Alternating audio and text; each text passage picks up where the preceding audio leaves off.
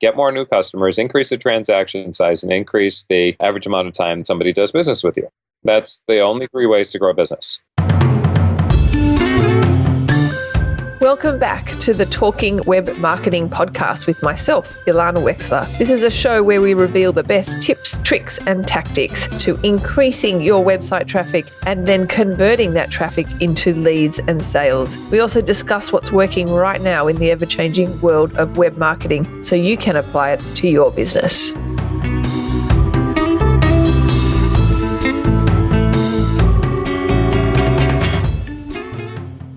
Welcome to today's episode of Talking Web Marketing. I have a very special guest today whose name is Charles Gaudet, who has done so much stuff. He has written a best-selling book called Predictable Profits Playbook and is also the founder of a Speed to Scale program, which I believe we're going to be talking a little bit about today. He's been featured in Fox Business, Forbes, Entrepreneur Magazine, you name it. This man is everywhere. So welcome to today's show, Charlie. Oh, well, thank you very much, Ilana. It's a pleasure to be here. It is a pleasure to have you. For those of you who don't know, I've actually known Charlie or Charles for many, many years before both of us even started on this entrepreneurial journey. And it's just nice that we've come full circle and now we're on this call together today. Isn't that cool? I mean, seriously, I have known you, I believe, since 1997. You believe that? 1998, I think it was.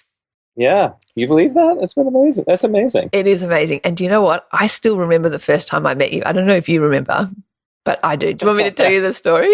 Have time for those stories, I mean. Those back in the crazy college days. College days. For those of you who don't know, I did a semester at Babson College in America. So a little Aussie went all the way to the other side of the world to this college in the middle of nowhere in Boston. And one of the first couple of days I was there, I was so shy and I got dragged along to this fraternity party, which I couldn't believe actually really did exist because I'd seen them in the movies and I thought, surely they're not real, but yes, they were.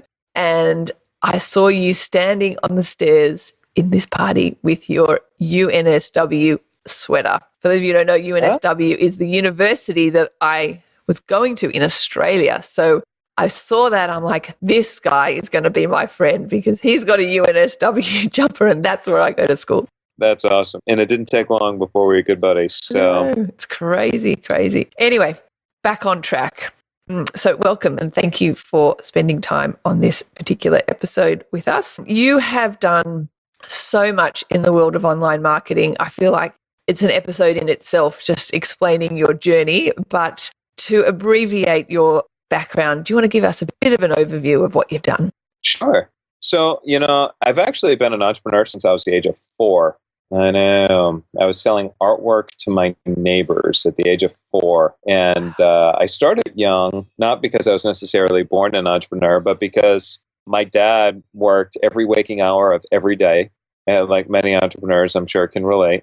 And when he had a good day, he'd come home and say, hey, son, if you want to be something and make something yourself, you got to be an entrepreneur. And when he had a bad day, he would come home and say, son, employees suck. Don't ever be an employee. Wow. And so the only time I saw my dad up until I was in the 3rd grade was, if I happened to get up early in the morning or if I had to catch him, if I happened to be up late at night because he worked all the time. And so to earn my father's affection, I became an entrepreneur. And, through that time, I did a lot of odd jobs and, whether it was painting or it was landscaping or whatnot, I always found a way to do something and create something on my own, which eventually led me to go to Babson, where you and I met, which is known as one of the nation's best colleges for entrepreneurship. In fact, it's been ranked number 1 for decades. Wow. And so from Babson, where all my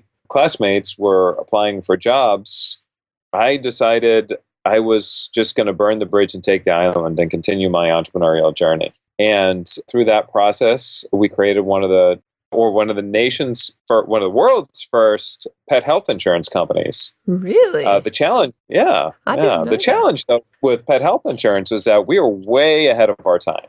Interesting. And so we recruited in a team of A-plus players, some of the top insurance sales people in the world, some executives, some big insurance companies and whatnot. And then the market crashed in 2000, and all our seed money dried up, and the venture capital money, or the angel investor money that we were promised, several $1,000,000, we didn't end up getting. Now, the good news is we created a good foundation, a good start. And Ernst & Young nominated us as having one of the nation's best seed stage companies, and we were selected as such by Venture One, and we were all in all these newspapers and whatnot, including in different languages. We couldn't even read what was being said about us. Amazing. So it was a good humbling experience. And then about a couple months later, I ended up starting another business, real estate development business, and before long, I found myself in over $1 million in debt, personal debt, mind you. And so that was an interesting situation. I fell into the same trap that my dad was in when I was younger. I worked every waking hour of every day. And eventually what ended up happening is, when I say I worked every waking hour of every day, I didn't just go to bed and wake up on my own. I would work until I couldn't until I couldn't stay awake anymore. And then I'd go to bed, and let's say I got up at midnight to go to the bathroom. That's when I started working. But I always set my alarm for 3:30 in the morning so I wouldn't, quote unquote, oversleep. Wow. And I lived on caffeine and adrenaline, and then over time that caught up with me. And I'm driving home, and as I see my house in the corner of my eye, and all of a sudden I started getting this pain shooting up through the right, at the base of my spine, all the way up through my neck and to the top of my head. And I realized, I'm not going home today. And I ended up in the emergency room, and the doctor ran a whole bunch of tests, and he said, okay, well, here's the deal. What you're going through right now is a result of stress. And I'm thinking to myself, yeah, no kidding. I'm in an over $1 million worth of debt. I've got, hundreds of individual subcontractors running around everywhere. Yeah, no crap, Sherlock. Of course it's stress. Yeah. And he's like, well, the issue is you're not sleeping, you're not taking care of yourself nutritionally, and with the amount of stress that you're under right now, your organs are starting to shut down, and the pain that you're experiencing and the symptoms that you're experiencing is your body shutting down. I don't know how else to put it, but you're dying. Oh my goodness. I'm like, what? And he's like, you are killing yourself, and so this can't continue much longer. And so that was a wake-up call for me. I'm in my early 20s, and I'm told that the only strategy that I knew to work hard couldn't work anymore. And so that was the turning point, actually, in my life. People say you do things out of desperation or inspiration, and for me, this was definitely both, right? I was inspired to make something of myself, but I was desperate because I had to make different decisions. Yeah. That's not a wake-up call, and I don't know what is. Yeah, it was scary. I could go on what I went through. Oh, my God. It feels like a different life. I couldn't sleep at night. Heather, my wife, who she would make me a cocktail every night so that it would take the edge off. And then I couldn't sleep in my bed. So I would have to fall asleep on the couch watching TV. And then once I could fall asleep, then she would grab me and bring me to bed, and I could sleep in my bed. But then I'd wake up in the middle of the night, and I couldn't fall back asleep. And if it was too early to get up to work, she would have to rub my back to put me back to sleep again. That's insane, right? Yeah, totally. But this was my life. But then the funny thing is after this incident in the hospital, we made a few strategic decisions that I managed to pay off all my debt and create my first multi-million-dollar business in about a year's time. Amazing. So do you want to tell us about that? Yeah, more than happy to. So, what we started to look at was, I hear this phrase all the time, and I'm sure you've heard it too. You got to work smarter, not harder, right? Yes. We hear that all the time, but it always seems like just words. We're never actually finding out ways in which we could actually, turn that into practical application. And so we started looking at our business differently. And, we're selling property at this point. Most people look at it as a simple transaction. You own property, then you sell it, you collect money, and that's it. Or in our case, we're building houses. So you build a house for somebody, that's it. So we looked at it and we said, well, what can we do to actually drive a bigger result for our clients and do it in a way that presents them with a huge advantage so that people will not only be happy to pay premium pricing for our property, but then also be willing to give us more and more money. And so, through that process, we created an experience where we made the house building process a lot easier. So just by the way, we would take them by the hand and, have them being able to customize their experience so their house became a home. That was something that was important that helped us to get more premium pricing. And, we did different things that, I won't go into details, but where we left more trees up than everybody else because we knew that's what, clients liked. But we also, in the beginning, I needed to find ways in which I could get more money up front. And so I found out that the banks will lend construction loans. And now I'm not going to give you the details of like the real estate and the construction loans and whatnot, because I think that's going to put most of the people on this podcast to sleep. But here's what I'm going to tell you, which is interesting. In the beginning, I wanted people to collect construction loans. So I would tell people, look, if you don't do a construction loan, right? So this house is for sale via construction loan. If you don't do a construction loan, I'm going to have to charge you $10,000 more. And I thought I could do that because I saw others of my competitors getting away and doing that themselves. But I noticed I was getting a lot of pushback. And I'm like, it seems like a penalty. It seems like I'm punishing people if they decide not to do a construction loan. So then I changed it.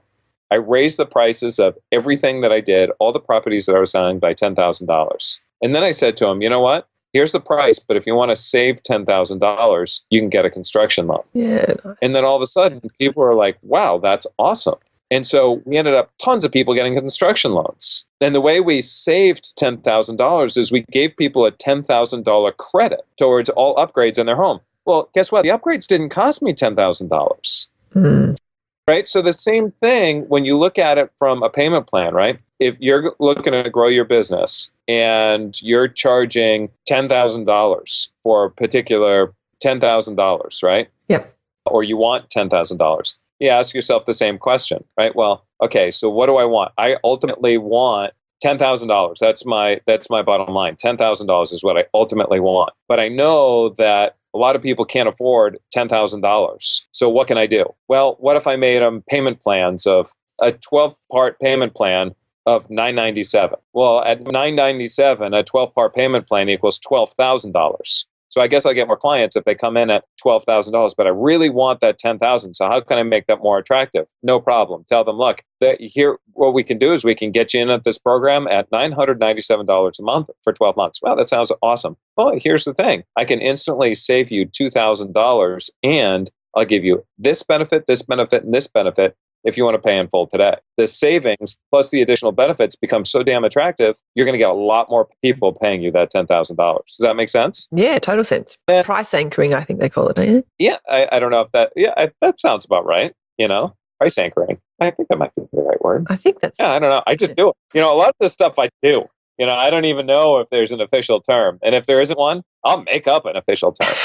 Right? So, that's just like, we did that, and we did joint venture opportunities where we said, what are all the different ways that our clients could benefit from, what can we do to drive bigger results and make them even happier? So we made relationships with television companies and landscaping companies and patio furniture companies and home alarm theater companies and home furniture companies. And we went on and on and on. We went to each person. We said, look, I've got a whole bunch of clients that I can send to you, but in order for me to send you these clients, you have to promise me you're going to give them a preferred advantage that you're not going to give to anybody else. And when you do happen to make the sale, I want to have a small percentage of that sale. I want you to be able to, to pay me that. And we just did that, not because we saw anybody else doing it, because nobody else was doing it. But the result of that ended up, we were making tens of thousands of dollars a month from these referrals. Our clients are super happy because we gave them a preferred result that nobody else was getting. Our vendor partners were excited because they were getting clients that they didn't have to pay for because I, referred them over to them. And so everybody's winning. And then one day I got a knock on my door, and it's my accountant from a big accounting firm in Boston. And he says, Charlie, we need to talk. And I'm like, well, this sounds serious. And he's like, come in, let's talk. So I said, come on in. He sits down at my breakfast table and he goes, all right, well, here's the deal. You're paying fair value for your properties. You're selling them at fair value, yet you've got one of the highest profit margins in the entire industry, and I can't figure it out. What the hell are you doing? Wow. It's because of our joint venture opportunities. Yeah. Right? So, Amazing. we did that. And so, then I created a proprietary stock trading company where we ran millions of dollars in markets, and I did it all algorithmically. And that was the first time I really kind of built in systems, which I carry now into the businesses that I run. And we did that and a few other things, and that brought me to the company that I have now, Predictable Profits. And we've all these experiences and everything that we've done. We've helped companies create pretty remarkable results. So let's talk about that. So about Predictable Profits, and I believe you have a program called Speed to Scale. Is that right? You got it. Can you tell us a little bit about that? Sure. So, like I experienced, entrepreneurs get to the point where they've built their business to where it is right now because they've been working hard. And they finally realize, I can't work any harder than I'm working right now, but I want to be able to take my business to another level. How do I do that? That's usually when people call us in. We put strategies and systems in place to take their business over to that next level. The most interesting thing about what it is that we do is most people think the answer to their problem is to get more new clients, right? To get more traffic. You probably hear this all the time, being the expert in your business. Get more traffic to be the solution, or get more clients. And clients are always about, I need more new leads. Absolutely. And I get that.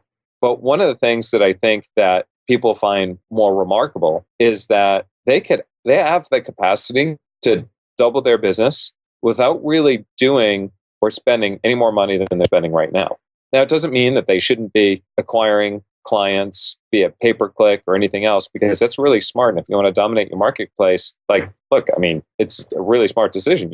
You should do that. There's tons of opportunity internally in which you can increase your revenues. A perfect example was a woman that I worked with had a database that she was marketing to on a consistent basis, but there was a tweak that she was missing inside of her emails. And we showed her how if she just applied a few psychological triggers in her emails, that she could increase her conversions. And she took 2 emails, and just with those 2 emails, she was able to increase her month-to-month sales by 100%. Incredible. The thing, it doesn't really take much to make a big difference to the bottom line, clearly.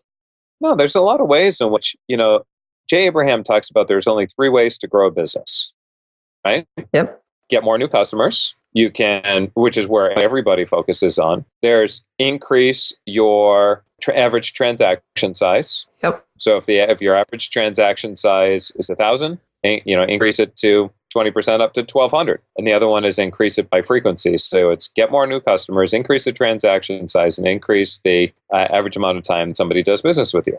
That's the only 3 ways to grow a business, right? Yep. But most people are focusing in on only the first way. So they're ignoring 66% of the formula for growing their business. Exactly. And even still, when they're focusing in on getting new customers, 9 times out of 10, when we're diving into it, and we say, okay, so you want to get new customers, what is your process for following up with the people who say no? And they look at me kind of weird, like, what do you mean? What do you mean say no? And it's like, well, you're not, most businesses aren't selling more than 50% of the people who inquire. In fact, if you have an online business and you're converting 3% of the people that visit your website, you're doing really good. Wouldn't you agree, Alana? Yeah, totally. The average conversion rate. Right. If you're selling a product, it's 3%. If you're going for, if you're a dentist and you've got a conversion page and you're getting phone calls and whatnot, hopefully you can convert more than 3% on a phone call. So those metrics are a little bit different. But even still, you're still going to get more people saying no to you than yes. So how do you convert those no's into more yeses? How do you convert the people that you had sales calls with, decided not now? How do you convert those into more sales?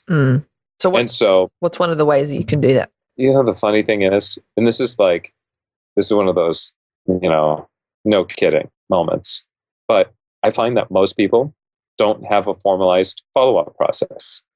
I would say that's true. Or I think people probably feel offended, if somebody says no, oh, okay, I don't want to hassle them anymore. It's like they've almost taken it personally. It's funny because I'm actually going to say that you're right. I do see that a lot. But at the end of the day, people have inquired because they're interested, right? They've raised a hand and they said that they've interested. Now, there are two types of people out there. There's the type of people that believe in what's called ABC, always be closing. And then there's the other type of people out there that decide that what they want to do is they want to build a tribe. That what they don't want is they don't want just another client. What they do want is they do want a fan. And, Alana, are you an Apple fan by chance? I am. As am I. Did you get the new X? Do you know, I'm on the fence. I'm due for a new phone and I am tempted, but I mean, if I was a true devotee, then it wouldn't even be a question. That's the truth. I'm hesitating, to be honest. But well, I mean, it's not like I'm going to get the 8 or the 10. It's not whether Apple or not. Sure. And if let's just pretend for a minute that you did want the X, and on November 3rd, they went live to sell the X. What would you have had to have done to ensure that you got your hands on an X on November 3rd? Lined up like those images float around the web of those crazy people lining up. And what time would you have had to have been there? Like 3 a.m. Right. I mean, 3 a.m. My wife and I ordered it online, and we got up at 2:58 a.m. to order it online. No kidding. Yeah. And so let me ask you a question. What other company do you know of, or product or service, where you would get your customers to go, or your clients to go out of their way to do business with you? Yeah. Can you think of another one? Not really. Yeah, it's tough. And so the question that we ask ourselves is, we're not asking our clients to get up at 3 o'clock in the morning to do business with us, but we're asking ourselves, what would have to happen in order to ask our clients to go even a little bit out of their way in order to do business with us? And that's the difference between creating fans and building your tribe versus just ABC, always be closing. I'm not a fan of the ABC. It just feels too salesy. It's just awful, don't you think? I think you're right. And, a lot of people feel proud when they can say, oh, I could sell ice to an Eskimo. I could sell steak to a cow, bacon to a pig. And it's like, why? Why should you be proud of that? Yeah. Look, that would have been cool prior to 2010 when companies had all the power and companies could control the flow of information and what consumers knew about a product or service. But since 2010, when that balance has shifted, and it's shifted forever now, where consumers have all the power. We have access to everything we want in the palm of our hands. The average consumers, especially in B2B, right? They're looking at 94% of B2B buyers are looking at several different sources of information before doing business with you. 100%. You can't sell the wrong client the right product. Yeah. Because what's going to happen if I sell you something, so you are one of the top experts in pay-per-click traffic and media buying, Alana. So if I go over to you and I have unrealistic expectations and you sell me your services, who am I going to blame? You or me for having the wrong expectations? Well, me. Right, I'm going to blame you, and then I'll write you a bad review and all that other stuff. And that's why it's important for people to understand that you don't want to sell the wrong person the right product. You got to sell the right person the right product, and that's how it works. Or sometimes you have the right person, but unfortunately, you're just not the right person to deliver on what it is that they need. And at that point, you just, create some sort of win-win situation, so they still feel like they're better off having spoken with you than not talked with you at all. And that's how you kind of build a tribe of referrals, a tribe of customers who will go to bat for you and defend you, who will go to bat for you and want to support you. We have a company in town who the company was actually, it's a local business, and they, like a lot of local businesses, were losing a lot of business to the big companies, right? It was a bookstore losing a lot of business over to Barnes & Nobles and Amazon. And so they reached out to the community and they said, hey, you know what? Unfortunately, we just can't compete with these big box stores and Amazon. It looks like we're going to have to close the doors. And you know what the community did? They rallied around. They rallied around, and years later, the business is still around.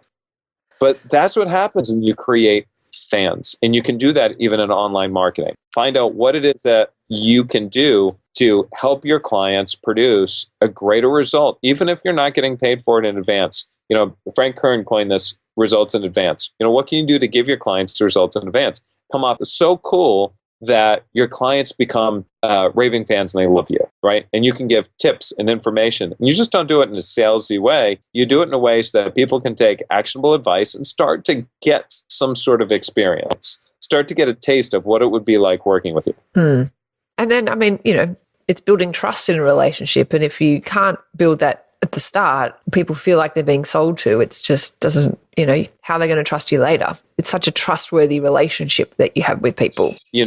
I am super, super glad that you said that, because in 2017, Edelman's, who does a study on trust and consumer trust, they reported an unprecedented drop in trust, a larger drop than anything they've ever experienced in the times that they have been studying trust, right? So what does that tell you? That when somebody is looking to do business with you, are they coming to you and thinking out of the cold that they're going to trust you or not trust you? Yeah. They don't have any prior relationship with you. Do they trust you or not trust you right off the bat? Not at all. And fair enough. I'd probably be the same.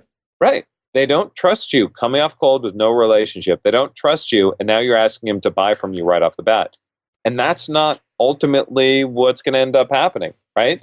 Now you got somebody who coming off the street, you got to build that relationship with them. You got to build trust. You got to put your best foot forward and deliver those results in advance. Show them that you're the real deal. I mean, part of what you're doing right now, which is fantastic by creating these podcasts, I mean, you're spending your time, you're spending your money, and you're going out there and sharing great advice and tips, not only from yourself, but for research, because part of that is building your tribe. People are going to, they're going to value the information that you're sharing with you, and then that you're sharing with them, and progressively that plants a seed for a much longer, more fruitful, profitable relationship. It's interesting. I have the privilege of talking to business owners all the time, and each business is at a different point in their journey. Some are starting out, some are really well established, and often the ones that are starting out, let's say they come to me, they want Facebook ad management, and I'll often say to them, okay, so, have you got a sales funnel in place? And, oh, no. I said, okay, come back to me when you've got a sales funnel, and they immediately go, oh, okay, I need a sales funnel. I'm like, well, that's right, because you're going to have to provide value up front with your Facebook ads. How are you going to convert them later? I said, I can get you leads, but unless you've got a process to convert those leads into sales, there's no point filling your pipeline with these leads, because you're going to spend all this money, and then what are you going to do? And people really value that kind of that pushback from me, because I'm like, I don't want your money now, and because ultimately in 3 months' time, if they do become a client, if I had taken them on, they're going to be like, well, I'm spending all this money. What am I getting for it? Well, exactly, right? I can get you the leads, but beyond that, I can't help you. So unless you've got that in place, then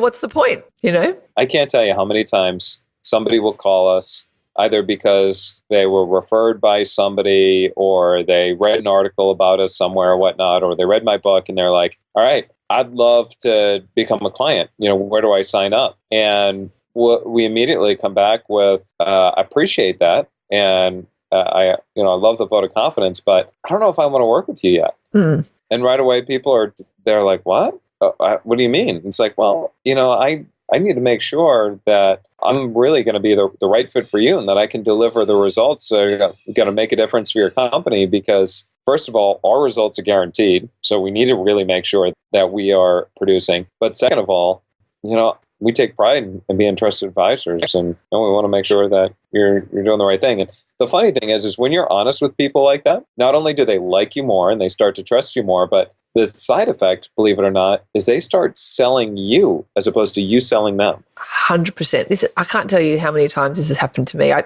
actually turned people away lots of times, much to the surprise of them. Just for that example I used before with not having a sales, come back to me when and then they start sending me people. It's quite interesting. That's awesome. Which is, I didn't ask for it. It's just I'm looking out for them. And I really am, because I always say to clients, I'm not going to commit you, for a year of my services. We go month by month, because if you're not happy, then that I'm not happy. And I like to deal with happy people. And that's the dead honest truth. Like, I just want to deal with happy people. Like, I don't want to lock someone in if we're not getting results. That's not good for me. That's not good for them, Yeah. Yeah. Anyway, back on track. So for your, I guess your sweet spot of where you can provide the most value for people and really get the biggest result, who would you say it's the best fit for? Like, for example, if you could wave your magic wand and you see a business that has got certain things in place that they're not doing, like who would you say that is? Like where can somebody get the biggest results? What kind of business? So one of the ways or the number one way where we've been able to drive the fastest, most efficient growth possible is businesses that have momentum, right? And so if you're struggling to grow your business, you don't have a strategy problem. What you actually have is a momentum problem. That's the reason why it's a lot easier for you to go from 100 clients to 200 clients than it is for you to go from 0 clients to your first hundreds. I couldn't agree with you more, 100%. And so what we look for is businesses that are past that startup phase, that are in that phase where they have a proven product, a proven concept, they have some momentum, but for whatever reason, they're stuck. They can't seem to get beyond the revenue level that they're at right now. So they're plateaued. They're plateaued. They say things like, my business is losing out to competitors. I can't seem to get above a certain frustrating level of sales. Our sales aren't automatic, regular, or consistent. I keep doing more and more, but it's working less and less. Or they're feeling like their business has become commoditized and they're competing on price consistently and they don't know how to raise their prices.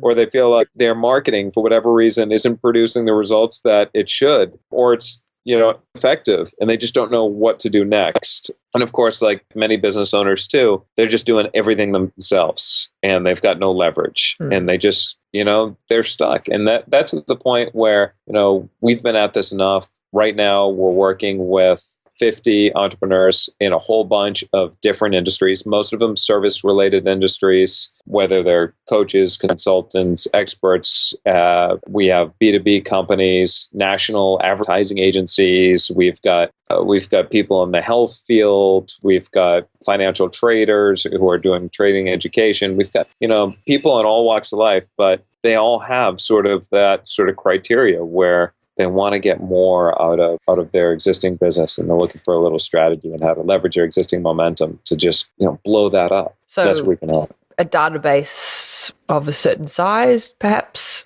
It's funny that you say that, and of course, it's easier. We talked about expectations earlier, and I've taken a company that was doing $250,000 a year, and I was able to take that company and grow it. I made them more money in a couple weeks than they made an entire year combined, right? But I was able to do that because they had a massive database. So it was easy because we could set the expectations that, look, you've got a huge database, but you haven't. The follow-up process can be improved. The communication, the offers and whatnot that you're making them, they can be improved. All this stuff, you got good momentum, just need to make a few different tweaks, and boom, all of a sudden, just massive performance. Then we're working with a client that he really had a small business, been at it for a little while, never really spent the time to build out a database. And so for him to go from, 0 to doubling his business in a month's time is unrealistic because he doesn't have the same level of momentum that the other guy did. Yeah. And so it comes to, if you want to work with us, it all depends. I mean, it might not be a good fit, but if you don't have the right database, it's just a matter of making sure that your expectations are aligned. It's like, I don't have a database. That means there's a lot of foundational stuff that I need to build. And I got to put, the cornerstone in place in order to build my empire on top of, and I get that. And I'm okay with that. It might take me a little while, but I'm definitely going to be a hell of a lot better off having worked with you than not worked with you at all. Yeah, it's interesting. One of the first questions when I bring a new client on, my job as an ad manager person is to find the lowest hanging fruit just from the outset, so they can immediately get a return. And so one of the first questions I ask people is, what assets have you got? Have you got a database that I can upload to Facebook and then straight away, target those people? Have you got a remarketing list that I can straight away hit some remarketing ads because they're the ones that are going to work the best? Or are you big on Facebook where we can target your fans, and that's where we can get the lowest hanging fruit. And without that, my job is so much harder. it's not that it's not worth doing, but as you say, there's unrealistic expectations if you haven't got some existing assets in place that we can just get that lowest hanging fruit. I love that you just talked about that, because that's actually the topic of a newsletter that I'm writing right now, is on this whole idea of traffic and the low-hanging fruit, because Alana, you are one of the few people that actually get it, right? Because most people will immediately go to Facebook and they'll spend their first advertising dollars on cold traffic. It's crazy. And it's like, wait a minute, but you've got a list of, X amount of thousands of people in your database that, if you're lucky, you've got a 20% open rate. That means 80% of the people aren't even seeing your emails, but they already are familiar with you and are more likely to buy from you than not. They've already raised their hand. They're already a targeted market. That's right. Why don't you up those into Facebook and target them first? Because you know what? If you can't make money with those people, then why are you going to try to go through the headache of testing different markets and testing different targeting and testing offers? If your offer won't convert for those assets, then it's going to be a hell of a lot harder to convert the cold people. Exactly. And it's like, pixels, right? People are coming to your website and they walk away. Well, what are you doing to retarget them? They've already been to your website. What are you doing to bring them back? Nothing. Yeah. And so you're going to spend all this money. See, people are so, and I don't want to insult those people that, most of the time it's just, they don't know the power that you can do. Yeah, they just don't know. It's actually, I blame the guru world, right? Because the guru world, they're going to sell you a Facebook strategy. They're going to sell you a Pinterest strategy, an Instagram strategy, a Twitter strategy, a native advertising strategy, and they got all these different strategies, but nobody thinks in terms of systems. Yeah.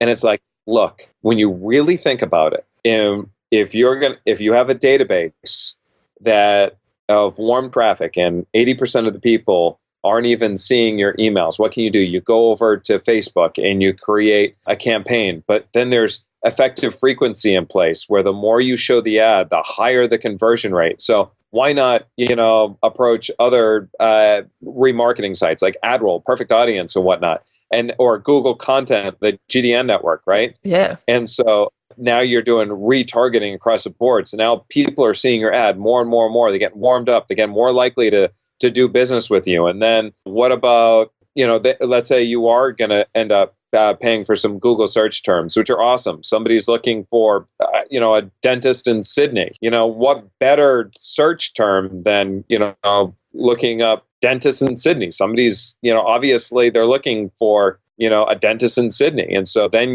somebody goes to the website, but then they leave. They don't submit their information right away. You retarget them. And so it's like there's a whole system in place. You don't just do one thing. Yeah. Because you're going to sub-optimize your results if you do one thing and you do one thing only.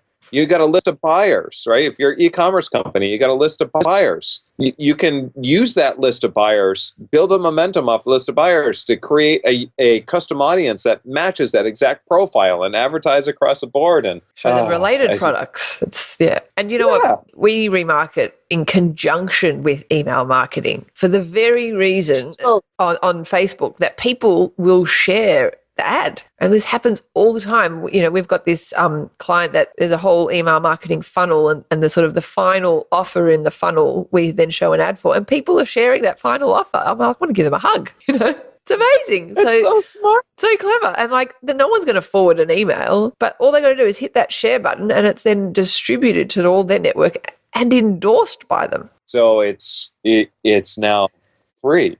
Free advertising. That's right. Free advertising of the final offer. Yeah, I know. It's amazing. It's absolutely amazing. But it's sometimes it's just a matter of thinking a little bit differently, right? Mm. Full circle all the way back to Apple. What is Apple's tagline, or what has it been forever? Think different. Thank you. I didn't know that. Yeah. Think, and right now we tend to also consider, where everybody right now they got tunnel vision. And so I think there's also a lot of noise in the market. And as you say, gurus are to blame, and we won't mention any names, but they're really kind of ruining the good advice that's out there, because I think there's some really bad advice floating around. Absolutely. And most of it is self-serving advice. Try to just sell another program or sell another course. And get that. I get that. But at the same time, if they had the attitude of creating raving fans as opposed to just another client, then their approach would be slightly different. Well, they have a short-term view, really, in that just getting the sale straight away with no concept of the lifetime value of a customer is worth a hell of a lot more than the short-term gain. And if you look after people, then you have a customer for life. Oh, yeah. Yeah, you're about to see that whole everything that you're talking about short-term views and cryptocurrency and Bitcoin and whatnot. There are more companies springing up right now in that industry than it reminds me of so many other industries where people see money and opportunity, and it's going to be difficult to cut through to find out who the real players are, where you can get real value, real information. Yeah. And unfortunately, that's going to negatively impact the industry. Let's talk about something crazy. Okay. Did you hear, speaking of Bitcoin, did you hear about Agora's latest webinar and the results that they did? No, I did not. So Agora is one of the most brilliant direct response marketers on the planet. $1 billion company. Yep. There's so much you could study from Agora. They ran a webinar. I'm going to have you guess. Okay, they ran a Bitcoin webinar. Wow. I'm just going to have you guess. And how many people do you think they had registered on the webinar? And I want you to think high. What webinar? I mean, you've ran webinars before. You know what it's Hundreds. like to get a webinar. Yeah. How many people do you think they had registered on the webinar? Wow. 100,000? 225,000. Wow. Isn't that amazing? Now you're ready imagine having 225,000. I mean, holy cow. I don't know what I would do if I had 225,000 people on a webinar. That's like a stadium of people. More. Holy cow. I know, right? 225,000 people. The information that I received, and so this is what I received, and I know they did really well. I got this from a very reputable source. So hang on a minute. Were you one of the 225,000? I wasn't, but I got the replay so I could study it, because when you hear these numbers, you're going to know why. Okay. I understand, and again, don't quote me on this. This is just what I heard, that they did $1 million in sales within the first 30 minutes and $11 million in the first 24 hours. That's insane.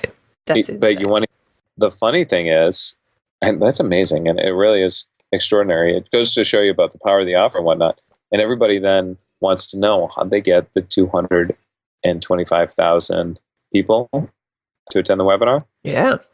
And a lot of that has to do with forming these joint venture partners, right? A lot of them reached out, joint venture partners, and said, hey, look, would be willing to compensate you royally if you'd be willing to send some leads over our way, and so forth. And so, and then they did, as I understand it, quite a bit of advertising, and their partners did quite a bit of advertising and whatnot, but they created quite an extraordinary event. And I just find that awesome. You just never hear of, unless it's Apple or whatnot, you just never hear of an online media buying frenzy from a webinar like that. Yeah. But Bitcoin is all the rage at the moment. It'll be interesting what happens with that. That's probably another topic. Yeah, I know. But we can go on and on. You and I could carry on this conversation for the next 3 days. It's true. I could talk to you endlessly, Charlie, and I am very mindful of your time. So you've been very, very generous with your time and of course, your knowledge. So I want to say thank you for coming on today's show. Where can people find out more information about you and what you do? Well, I'll tell you what, if anybody wants to go to my website at predictableprofits.com, and depending on when you go there, there's typically a button somewhere in there where they could book a call, and we'll be more than happy to jump on the phone with you and just kind of talk things through, find some clarity, see if there's a way that first of all, see how much opportunity exists in your business. And if there's enough opportunity and we think that we can help you, because we guarantee all our results, we'll only extend an invitation if we think we can help you, and kind of go from there. But yeah, predictableprofits.com is the best way to get a hold of me. Awesome. And I'm sure your book, Predictable Profits Playbook, is available from the usual sources. From the usual sources for sure. Kindle, paperback, Amazon, the whole deal. So yeah. Awesome. Charlie, it's been a pleasure talking to you. As I said, I could talk with you endlessly, but we'll finish up there. Thank you so much for coming on and sharing your wisdom. Well, thank you very much for having me. It's been a pleasure. Talk to you soon. Thanks for listening to today's episode of Talking Web Marketing. I hope you got a lot of value from that interview. I know I certainly did. For more information about today's episode, you can go to talkingwebmarketing.com and you can download the show notes there. Hope you enjoyed and see you next episode. You have been listening to the Talking Web Marketing podcast. For more information or resources on today's episode, head on over to talkingwebmarketing.com.